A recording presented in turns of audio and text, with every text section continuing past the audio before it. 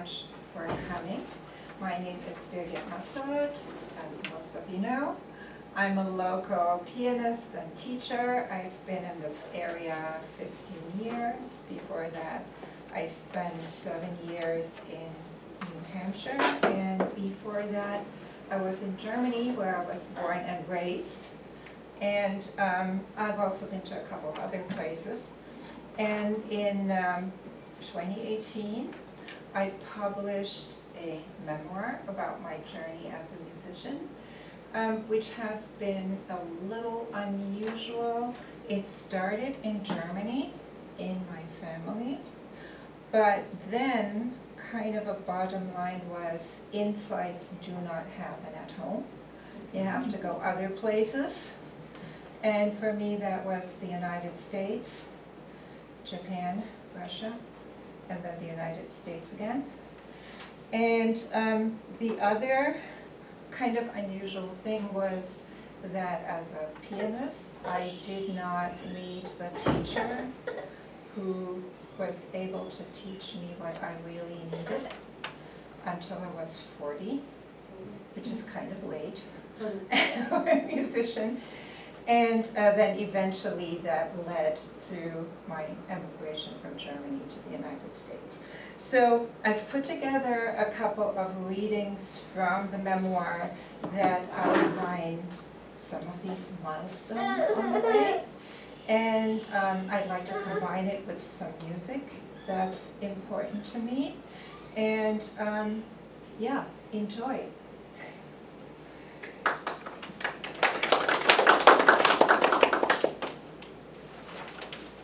So the first thing I would like to read is a short prologue to the book.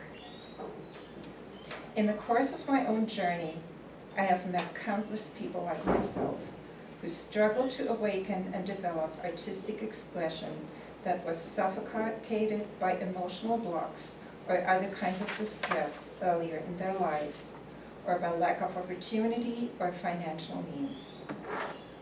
Fulfillment is possible and provides a foundation for forgiveness and healing. May this book inspire and encourage others to reach their finest expression, not only in music, but in other creative fields as well. And the first piece that I would like to play for you is Bach's Jesu, Joy of Man's Desiring, which is, it's an arrangement from a cantata by Bach.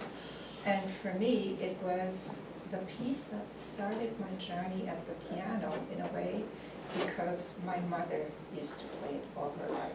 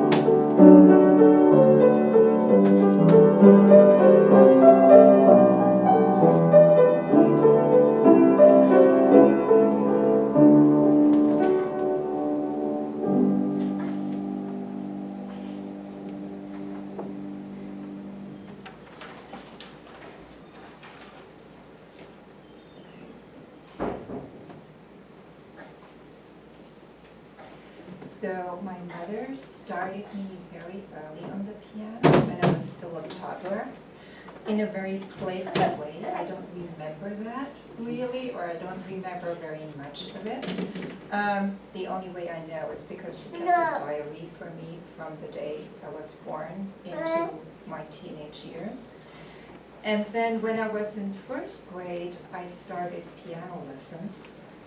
And that was when things profoundly changed regarding my relationship to the piano and to my mother, I'm afraid to say. So I want to read a scene in connection with the start of piano lessons. My mother put an apple on the piano next to the music stand to remind me of the rounded hand position. The joints of the fingers were supposed to be stable, the wrist loose, not the other way around.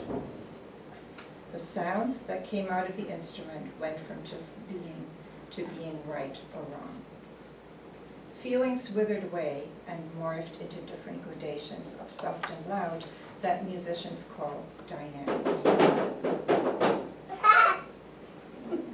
As long as I could remember, music spoke to me. It made me feel a certain way. It made me want to sing and dance or clap my hands. Now, there was so much to watch out for and think about when I played the piano that I didn't have time to feel anything anymore. I had a teacher now, but my mother still held the reins. She saw to it that I practiced, and she practiced with me whenever she found the time. It was different from what it used to be. No longer a game with a tune coming out whenever it was ready. The teacher came every week, and the next time she came, there had to be something to show for her. My mother and I argued a lot over the half hour to 45 minutes I was expected to spend at the piano each day, and the way I spent it. When I complained that it was too long, too often, and always at a time when I wanted to do something else, she said she would be grateful if she got a chance to practice in the first place. Don't you hear that you're muddling again? She would yell from the dining room or the kitchen. Do you ever listen? How can you bear to continue? You're not practicing, you're just fooling around. That was true. But learning how to break down a task as complex as learning a piano piece, to break down a task as complex as a piano piece into small and manageable steps and put it back together takes years of experience. You need to do that again, over and over until it's perfect, was the only instruction I ever got. Of course, my mother was right when she claimed that she accomplished twice as much as I did in half the time. It was a no-brainer, but I didn't know that. Hearing her say it only hurt. The scales and arpeggios I had to play didn't feel like anything at all.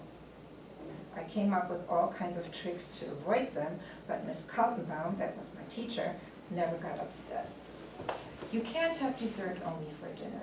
You've got to eat your meat and vegetables as well, was her standard comment to my resistance. I read resignation in her face, and that made me hopeful.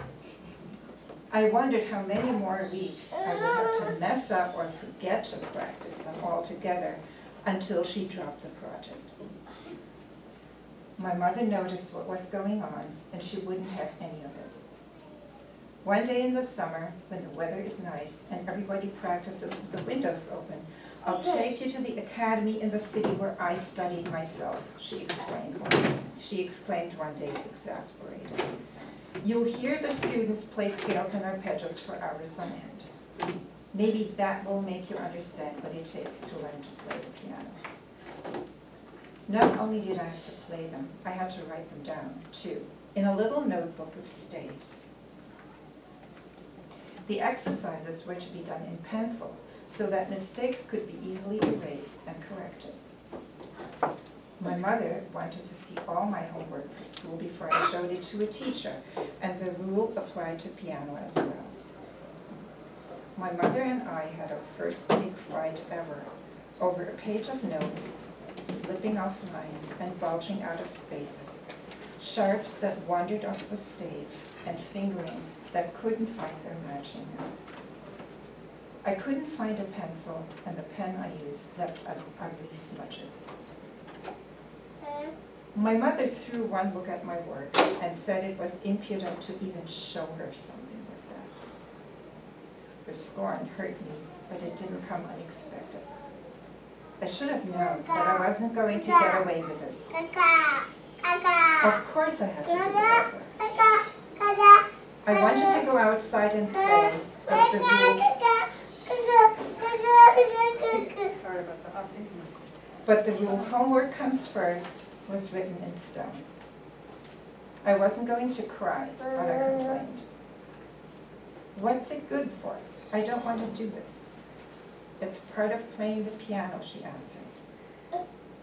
I'd forgotten all about Jesu, joy of man's desiring when I said, I wished I'd never started lessons. It was what you said you wanted to do, she answered. I wanted lessons because you want me to. Of course, everything is always Mama's fault, she said. That's what the kindergarten teacher said too when I talked to her about Johannes. My oldest brother Johannes cried a lot and threw tantrums frequently. My next sentence was sure to earn me a slap in the face, and I knew it. I wished you weren't my mother. She didn't hit me. She stood there, completely still. And when I looked at her, her face was unmoving, without expression. So who would you prefer? She finally asked, sounding as matter of fact as if she was ready to give me away. Brigitte's mom? Gisela's mom? She went through the names of all my friends, pausing slightly between them. The images of their mothers appeared in front of my mind's eye, one after the other.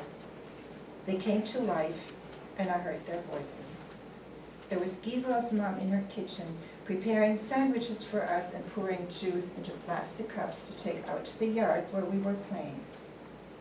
My mother never did that. She was all about homework.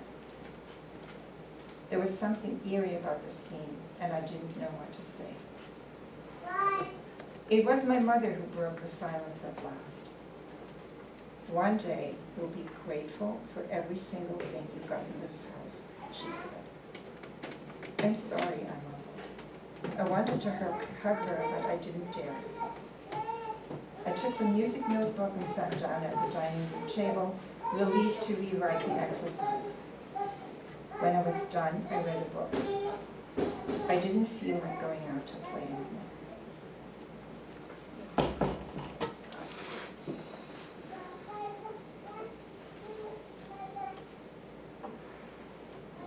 So this piece is by Robert Schumann. It's from Foreign Lands and People, the first piece from Kinderszenen, Scenes of Childhood.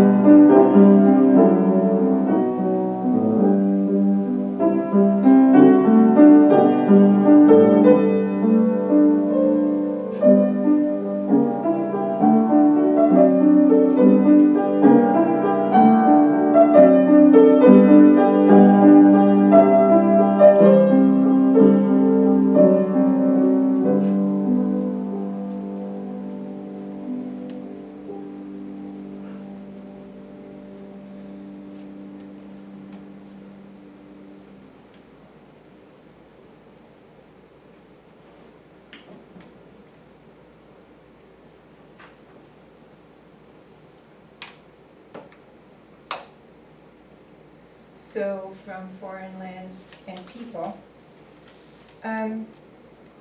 My piano and my music lessons continued in Germany. I just plodded on with a little practice, but I kept going. Unfortunately, nobody ever made the request if you don't practice, we're gonna discontinue lessons. And then at age 16, I went to the United States as an exchange student. It was a big culture clash, coming from a suburb of Cologne, pretty much very similar to Maplewood, South Orange, middle class teacher's family, and my host family in Minnesota ran a dairy farm. And so the following scene that I had with my host mother, with whom I didn't get along at all, sort of illustrates the culture clash and the situation. Mom comes up to my room carrying a small stack of my underwear that came back from the laundry. She puts it on the bed and shuts the door. What is this all about, I wonder, sensing something serious. Mom sits down on the bed and starts to cry. Shocked and surprised, I sit down beside her and cautiously put my arm around her shoulder. Mom, what's the matter? Why are you crying? Shaking with sobs, she doesn't answer. Mom, what is it? Is there anything I can do? She pulls a wrinkled Kleenex out of her sleeve, blows her nose, and says, "Why did you lie to me?" Stunned and appalled by her accusation, I let go of her. Oh my God, Mom, I didn't lie to you. The moment I say it, I could bite off my tongue, but oh my God, just slipped out before I knew it. Just recently, she's instructed me not to say that all the time because it's using the name of our Lord in a disrespectful way. Now it seems she hasn't even noticed. You know what I'm talking about, she insists. Mom, please tell me. I have no idea. And here you are, lying again. I took you into my house like my own daughter, and you are lying to me. I can't bear to sit next to her any longer. I get up and lean against the dresser that stands on the wall opposite the bed so I can face my opponent. Remember when we went clothes shopping last week, she asks. Yes, I do. Remember what we bought? I nod. And then I asked you whether there was anything else you needed. Do you remember that too? The sadness fades from her voice and merges into a tone that's familiar, a drill sergeant calling recruits to order in the yard of the barracks. Yes, you did ask me that, I reply, still clueless what to make of all this. And when I asked you that, why didn't you tell me that you needed a slip? She's almost shouting now. In my mind, I go through my wardrobe in a flash. In German, we sometimes use the word slip for underpants. I have underpants. She just brought in a stack of them. Mom, what do you mean by slip? Oh, don't tell me you don't know, she replies impatiently. Don't tell me you don't wear a slip under your skirts and dresses in Germany. At last, it dawns on me what she's talking about.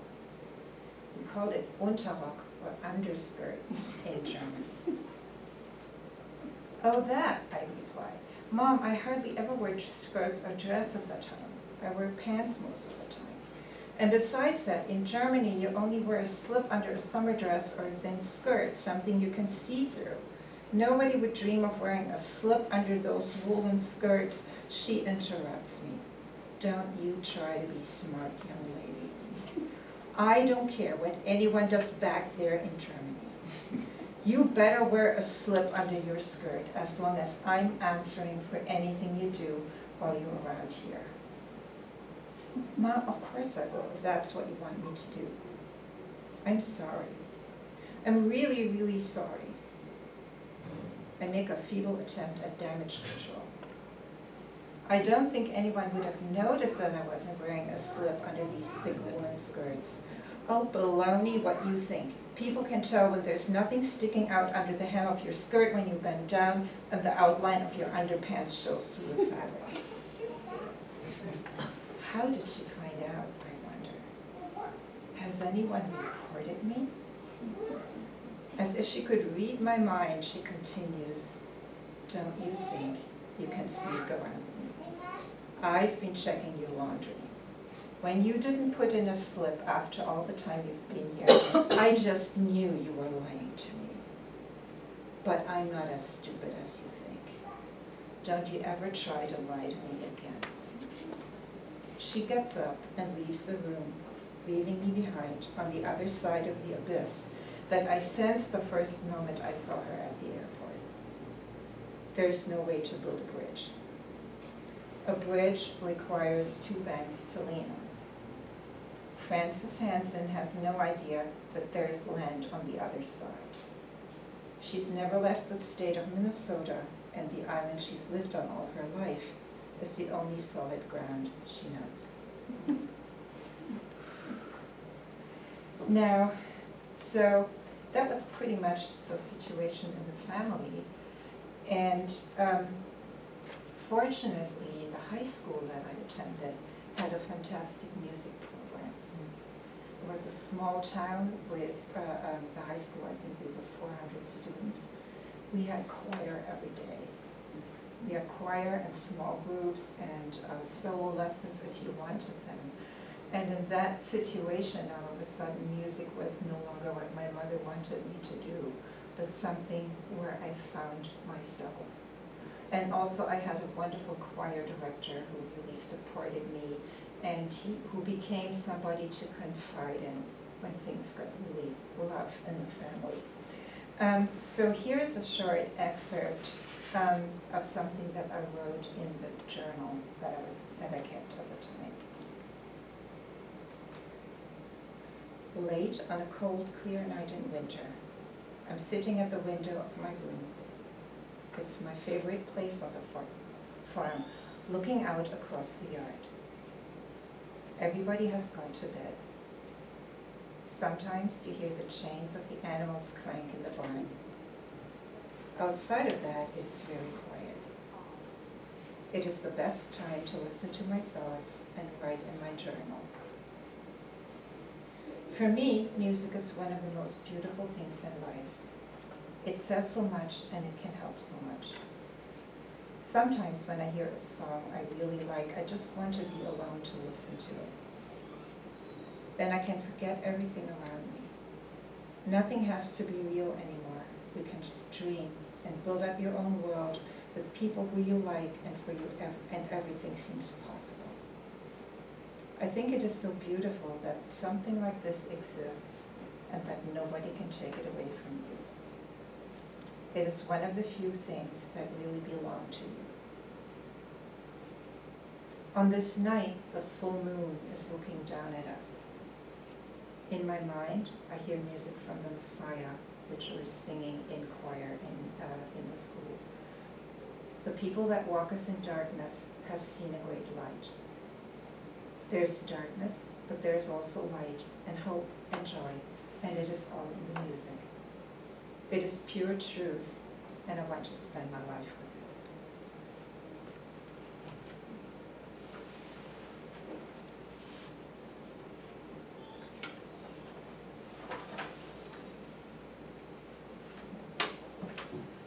Robert Schumann, Reverie.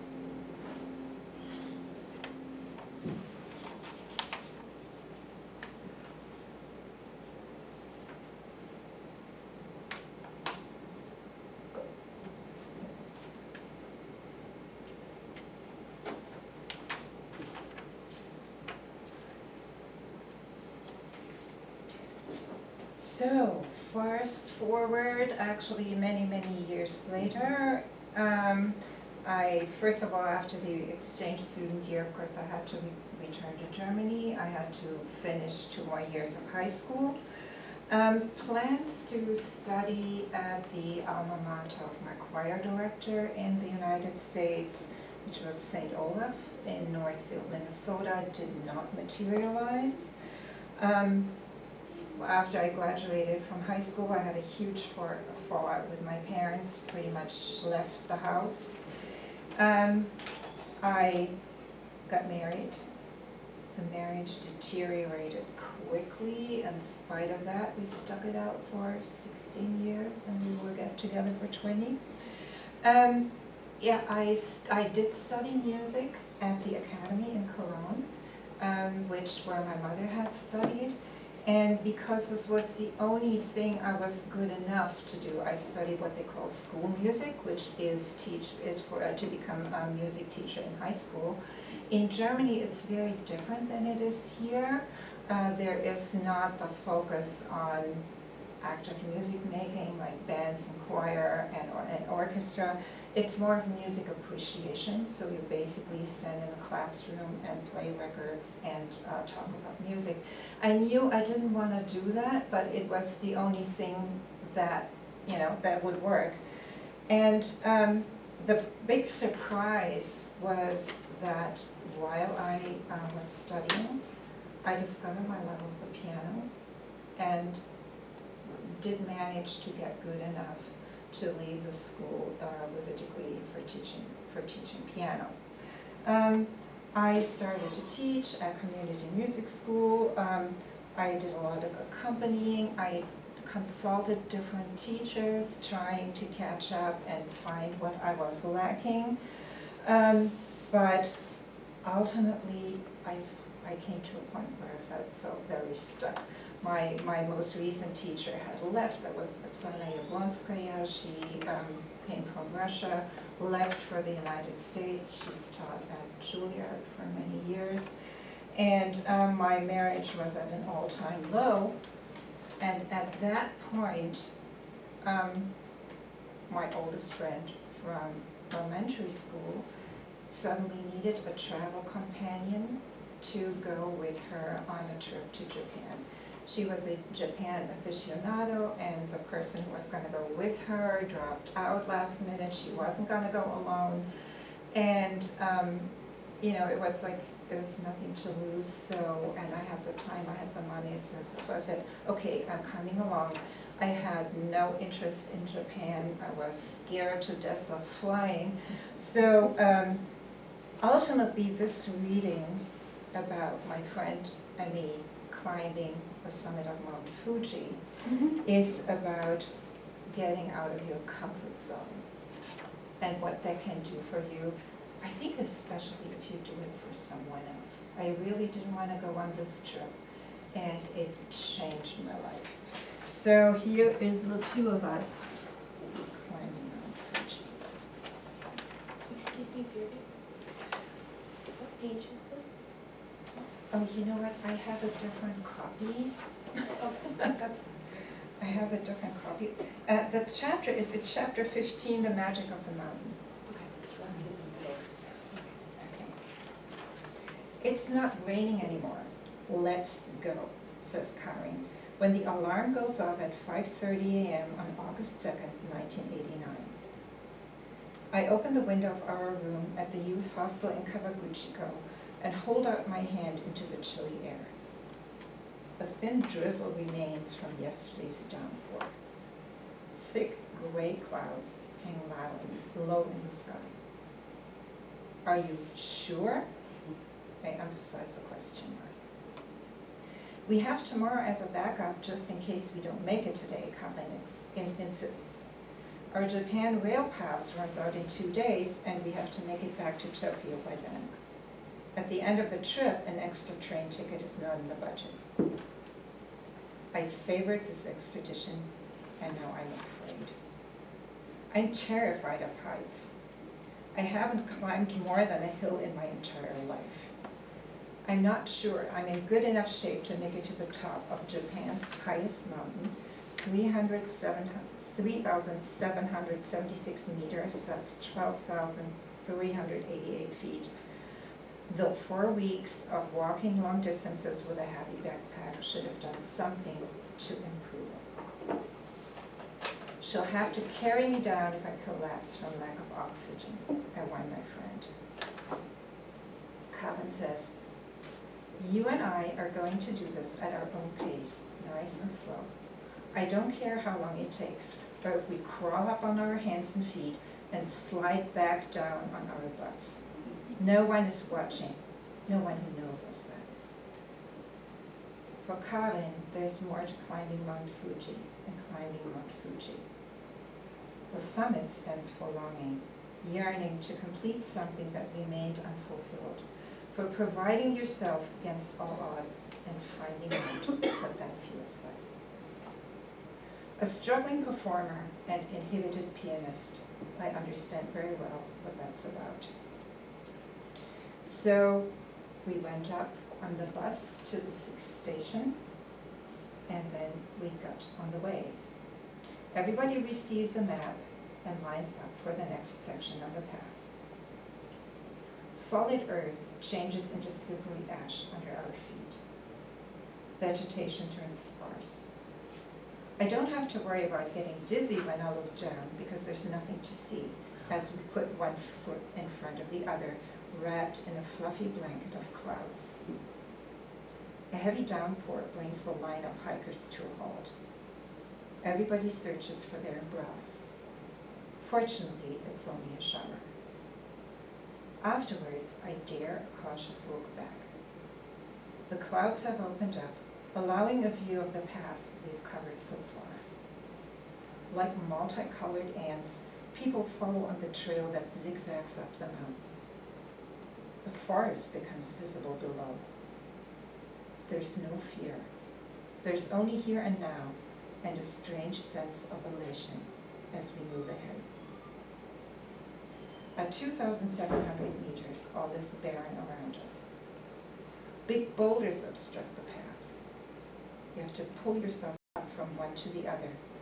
An iron chain hooked on poles to form a railing makes it manageable for snails like me.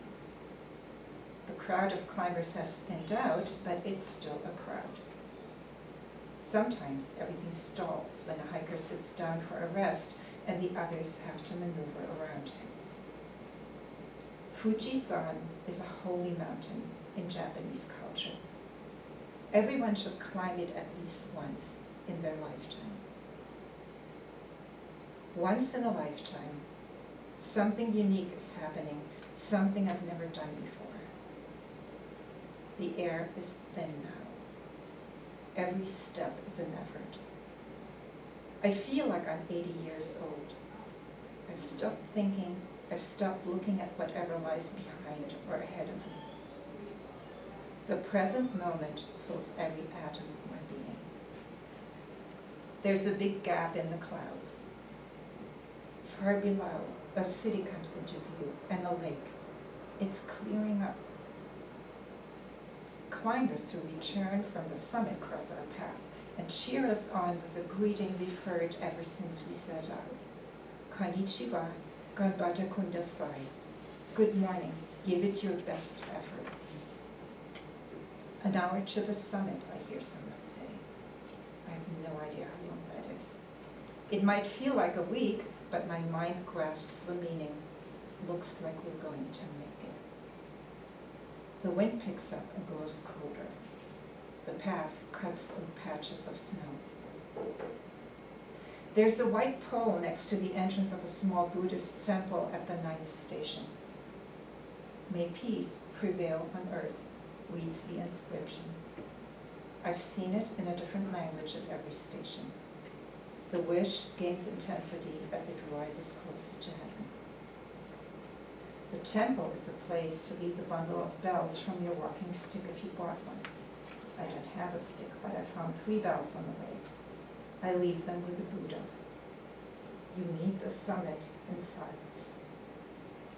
It comes into view above the 9th station. Every step brings us closer. The top of Mount Fuji is a desert of black ash and stones. A lonely cabin huddles against the rim of the mighty crater, inviting climbers to come in and warm up. A small mound of stones a little further on marks the highest point. Karin and I stand there for a while, all by ourselves, two women who have walked all the way. There's not a cloud in the sky. Woods, villages, and lakes spread out at the foot of the mountain. The coastline appears in the distance. For a moment, I feel as if we've left the earth and touched the infinity of the blue sky above us. I can't help thinking that God must have felt like that after he finished the creation, rubbed the dust off his hands, and took a first look at the completion of his work. A roar of thunder, a patch of snow, has broken loose from the wall of the crater and crashed into the depth. Then all is still again. The battle through every day of my troubled marriage, the grief for all that is lost, the concern where all this may end, everything falls away from me. In the silence of the summit, I feel who I really am.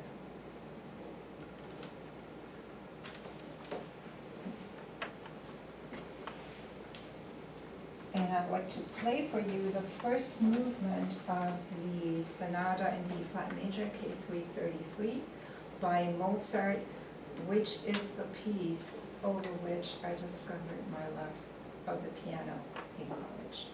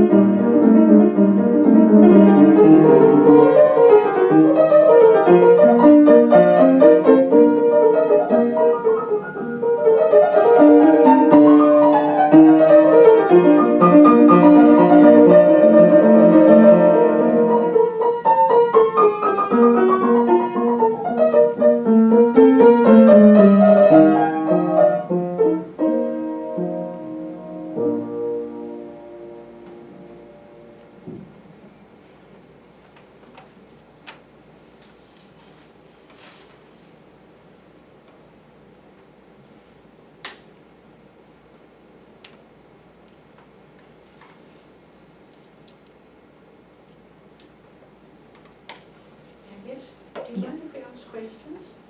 Pardon? We ask a question? At the end. Okay. So that trip to Japan had shown me who I could be outside of my marriage and outside of my regular environment. And it had also given me courage to pursue dreams again. And one dream that I have had since childhood, and also since my exchange student here in the United States, I wanted to know what life was like on the other side of the Iron Curtain. So, I mean, all these years, that was the Cold War, and in Germany, in Western Germany, we were in the middle of it. When I was in Minnesota, that was the time of the Vietnam War. So kids got drafted right after high school to go to Vietnam, and all this hung over us. And so the time we're looking at now, that was the early 1990s when the Iron Curtain came down. And I started to learn Russian.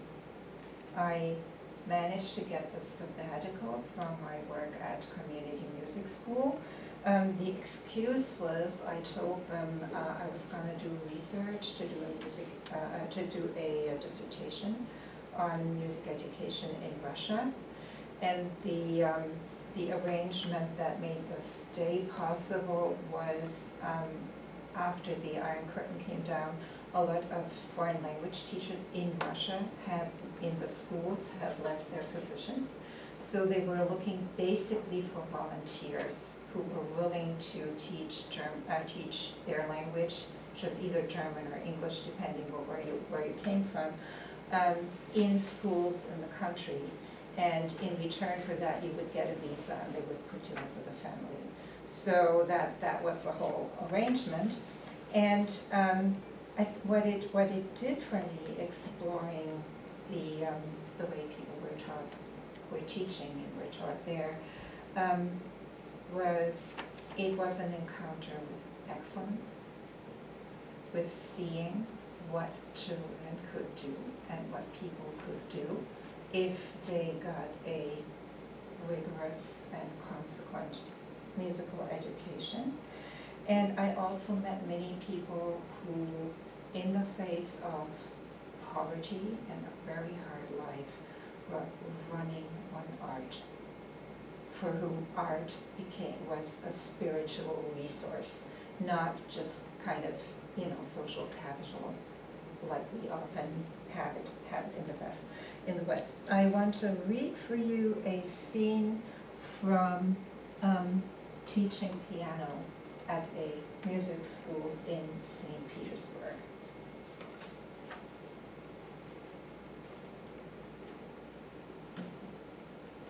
The bus creeps along an endless boulevard on the way to the school on the outskirts of the city. Apartment buildings to the right and left, gray, dreary, like oversized boxes someone has deposited there to be picked up later and then forgotten. Some of them are mere skeletons of concrete abandoned for completion. Empty holes for doors and windows gape in the walls, opening up a view to the wasteland in the back. Not a single tree or bush as far as the eye can see. The development is in a stage before landscaping. It's been like that for the 15 years she's been teaching in this part of town, Irina told me. There's a dusting of snow whose innocent white makes everything appear all the more dismal. I recognize the landmark that tells me where to get off. A construction vehicle caked in mud, the wheels missing, stuck in a mound of dirt next to a crater in front of the main entrance of the school. I head for the side entrance of a 2-story, flat-roofed cube of indiscriminate design. Warm, stale air surrounds me inside. No one ever opens a window during the winter season. The frames are taped shut to keep out the draft. My nose picks up the unmistakable whiff of poor plumbing that is present in all public buildings.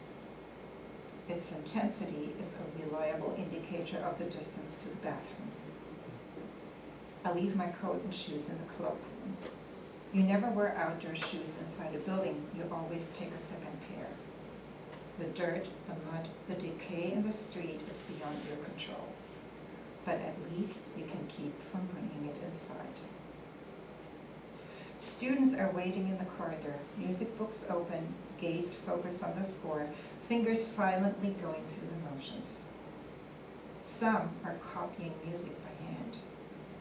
Copy machines are not available, and you can't rely on the music store to provide you with a piece you need. What a waste of time, I thought at first. By now, I've started to wonder whether it's the reason why kids read music so well. All students have solfège, theory, music history, choir or orchestra, in addition to 2 or 3 lessons a week on the instrument they come here to learn. A teenage boy and a girl are standing aside in the corner, softly singing through one of Bach's 2-part inventions using solfège syllables. I knock on the door of Irina's teaching studio and enter quietly.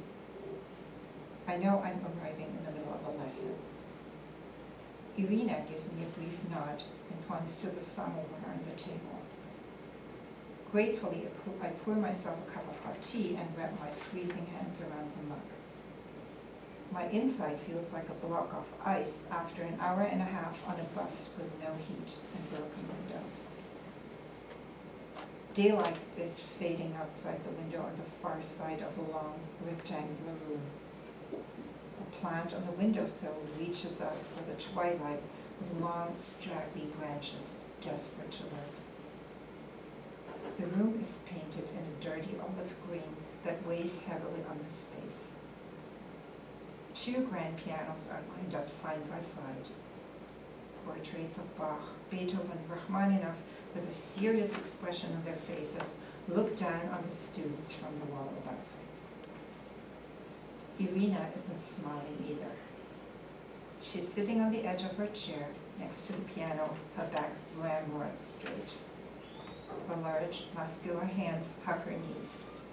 She's leaning slightly forward as if ready to pounce. Her long brown hair that shows a few streaks of silver is kept in check by a hairband so it doesn't fall into her face. In private, she wears her hair loose and open, but when she puts on that hairband, the chatty, cheerful Irina I know from our personal conversations changes into teaching Irina, focused, demanding, relentless, an authority not to be questioned. All students who attend the school are good, but Irina's are the best. Even without understanding every word, I can tell that something is amiss with the students playing with preparation. The 7 or 8-year-old sits at the piano, hands in her lap, head lowered. With a large pink bow in her hair, she looks forlorn as a gift package delivered to the wrong address and awaits instructions while she listens to Irina scold her mother.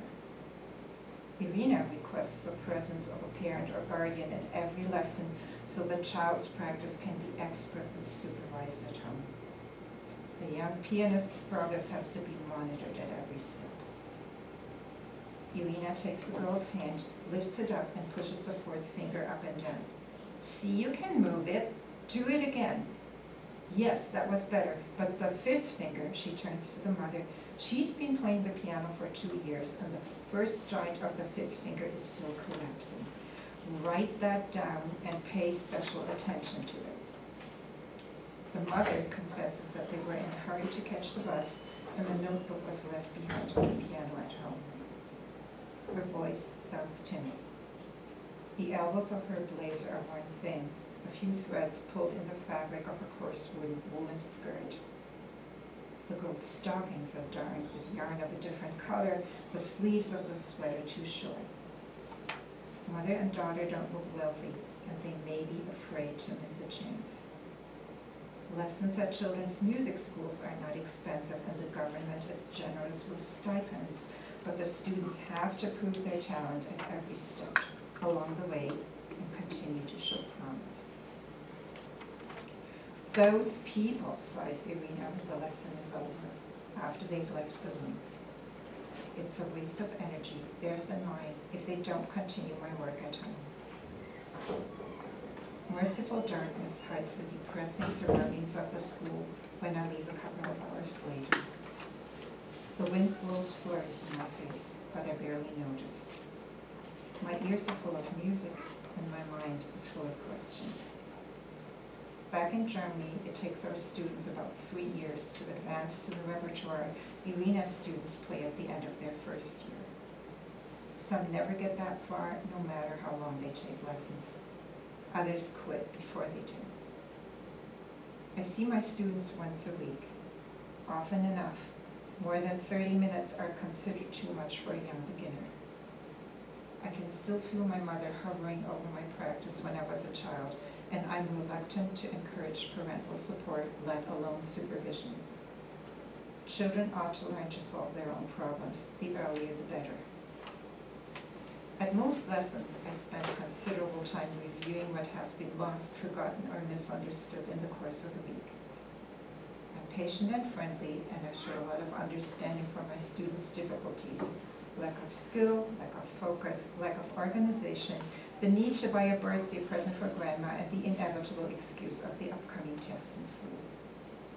Piano lessons are part of the students' free time and should feel like fun, not adding to the workload. They have a right to enjoy what they're doing.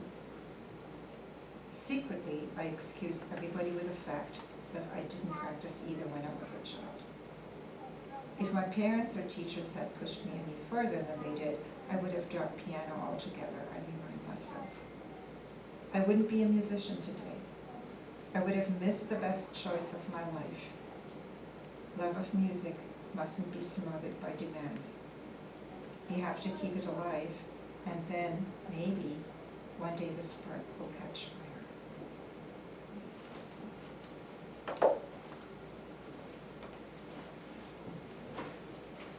I'm going to play the Prelude to the first Partita by Johann Sebastian Bach, which was a companion through these months in Russia.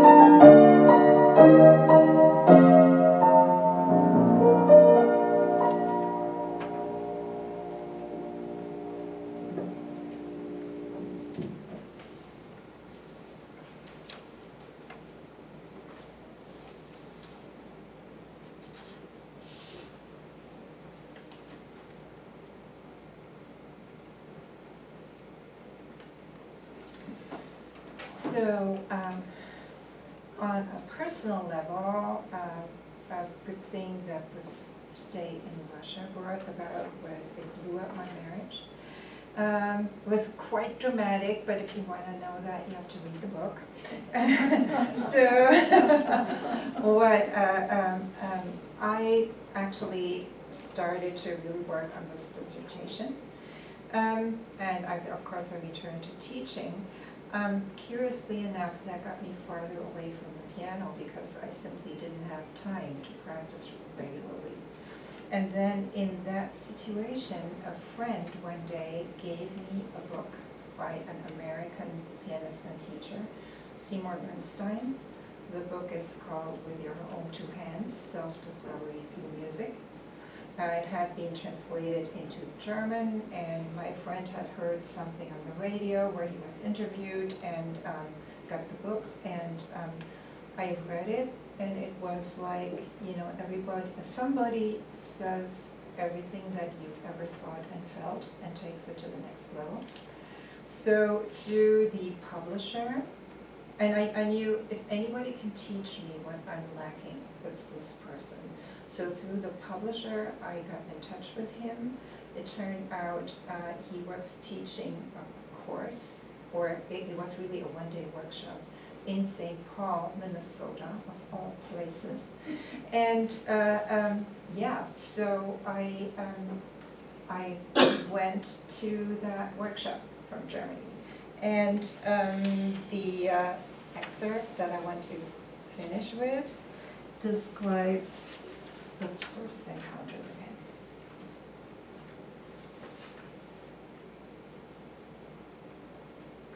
Bernstein has kept the most important question for the end. Why do you play the piano? Why do you practice and study music? The students look puzzled. Different answers come up, some reluctant, the tone of the voice betraying that there are more questions than answers. The early discovery of talent, the need to get a degree, the desire to have a career as a performer, an agreeable form to make a living as a teacher and raise a family at the same time. Bernstein considers them valid goals, but he insists that the true love of music, the kind he calls commitment in his book, is the only foundation that truly sustains a musician through the challenges and hardships of life and of the profession. It inspires you to practice and continue when things get difficult, when your technique doesn't measure up to the demands of the piece, or when the message of the composer appears as mysterious and unintelligible as a good friend's unexpected behavior. The analogy is deeply moving and so true. Just as you're not going to abandon your friend because of a temporary crisis, you're not going to run away from the challenge. You're going to see it through and do what needs to be done. Bernstein's final statement describes the core of his approach. In practice, you integrate your emotional, physical, and intellectual responses to the music. The effort contributes to the integration of your personality and helps to fulfill the ultimate purpose of music, to help us become better people who lead better lives. Applause fills the auditorium. The audience gives him a standing ovation. The director of the program thanks Bernstein for his inspiring workshop. I feel as if he spoke to me and gave me permission to follow the calling of the piano. I bent down to pick up my backpack from the floor and put my notebook away. It gives me an excuse to hide my face. His words moved me so deeply, I'm crying. When I look up again, the crowd has begun to disperse. A long line of people who want to talk to him has formed in front of his stage. Remembering that my friend is picking me up gets off work earlier on Fridays, I glance at my watch. I shouldn't keep her waiting. I'm not sure what to ask for. I need more time to organize my ideas. I'll write to Bernstein. I know he will answer, but the agony of waiting for his reply is still fresh in my mind. I take a deep breath and join the line reluctantly. It moves slowly, and I'm the last person. Bernstein takes his time. There are handshakes, cheerful conversation, laughter. The person in front of me moves up at last. I keep enough distance to enable a confidential conversation. There's luggage in the corner. What if he's in a hurry to get to the airport? What if he says, sorry, I really have to leave now when my turn comes? I almost wish he would, because I still don't know what to say. And then there are no more people between him and me. There's only the welcoming smile, the kindness in his eyes. His presence releases the words. They come straight from my heart. Mr. Bernstein, thank you for the wonderful workshop. It moved me just as deeply as your book. I really want to learn more about your approach. Do you happen to know anyone in Germany who teaches it? Let me think, he replies, and then after a moment, there's an American pianist, Nina Tischmann. Her approach and technique is very similar to mine. She's a very nice person, too. Do you know where she teaches? The Academy in Cologne. Isn't that where you're from? Yes, that's correct, I reply. It would be very convenient. Does something in my voice reveal disappointment? Does something betray that the option falls short of my dreams? Or can you mind read? I'll be back in my studio in New York in the fall, he suddenly says. Why don't you come and take a couple of lessons with me if you like? You mean, would that be possible? Yes, of course, I do that all the time. Think it over and let me know. Do you have email? I've never heard of it, but I assure him that I'll find someone who has email while he writes down his address. Thank you, Mr. Bernstein. I'll be in touch. And to close up, I would like to play the Prelude from the cantata, God's Time is the Best of All Times, in the arrangement by Seymour Bernstein. It's another piece from Cantata by Bach, and he plays it in the movie Seymour, an Introduction, that Ethan Hawke made of him.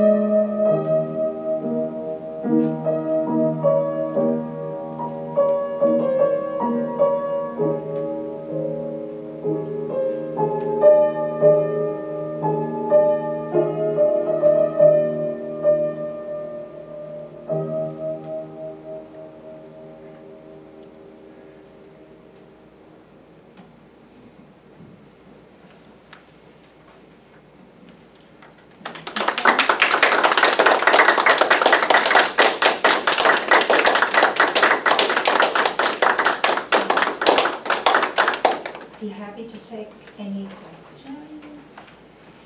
I just am curious, did you ever go back to that dairy farm to see whether it was still there? Yes, You did? yes, I And it's did. still there? And, you know, I mean, can't put all the details in a short presentation. Sure. today. That visit set off meeting Seymour the following year. 25 years after I was an exchange student, I took a trip through the United States on the bus because I hadn't really seen anything during my time on the farm. And I was really, so I went down to New York. I'd never been to New York. New York down the coast, down to Louisiana, to New Orleans, and then back up the Mississippi River. And in Chicago, I had to make that decision. Now, do I go back and, you know, and see these people again? And I did. And it was, and on that, one thing that it did for me, I mean, now being so much older, I could see them with different understanding. I mean, you know, if you're a teacher's kid from Germany, in terms of sustaining your life, I mean, the government takes care of you from the cradle to the grave, and all of a sudden, I got a sense of their struggle to survive. You know, and that's on that small farm, and that's just a very, very different feeling. And you know, I mean, still it wasn't. We didn't have that much to say to each other, but you know, it was good to go back, and I realized when I was there, what I was really looking for was my choir teacher, who I'd never heard from again. And trying to trace her, I reconnected with a good friend from high school who was living in St. Paul and who put me up the following year when I went to see Seymour at that workshop. So that was, you know, some kind of magic. And actually, when I was at the workshop, in the meantime, my friend's mother had traced our choir teacher, who was no longer in town. And the day after I met Seymour, we met with Cindy Yates, my choir teacher.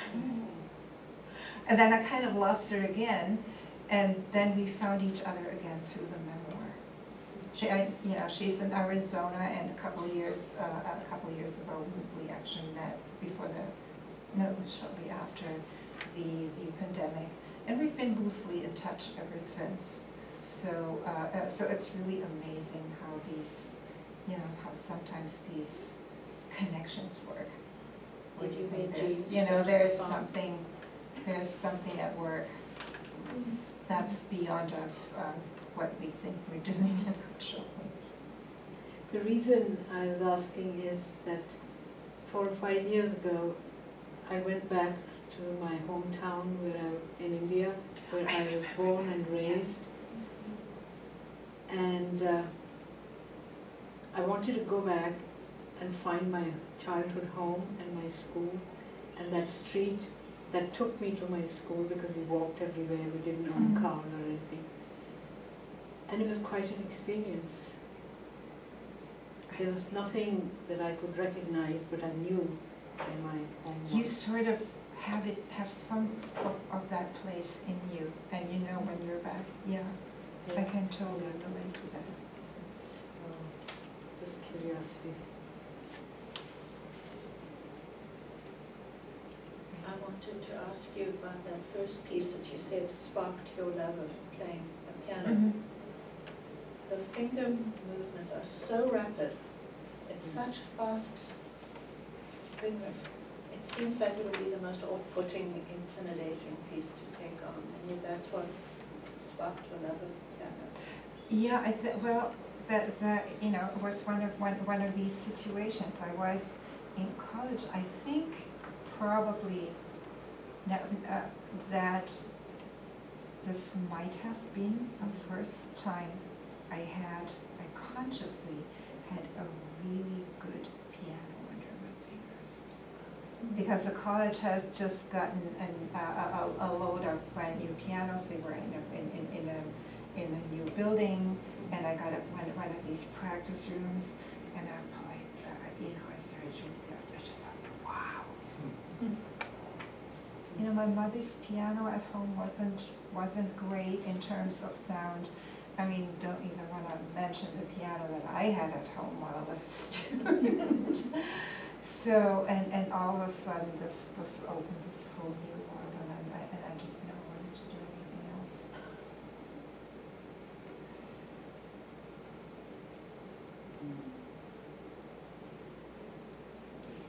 Okay, well, I have no more questions. Thank you so much for coming. Thank you to the library for making this possible.